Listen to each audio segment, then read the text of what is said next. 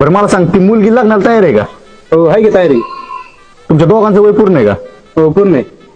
इच्छा आहे ना दोघांची? हो आहे की. मग एवढी लग्नाची इच्छा आहे तर मग प्रॉब्लेम काय आहे?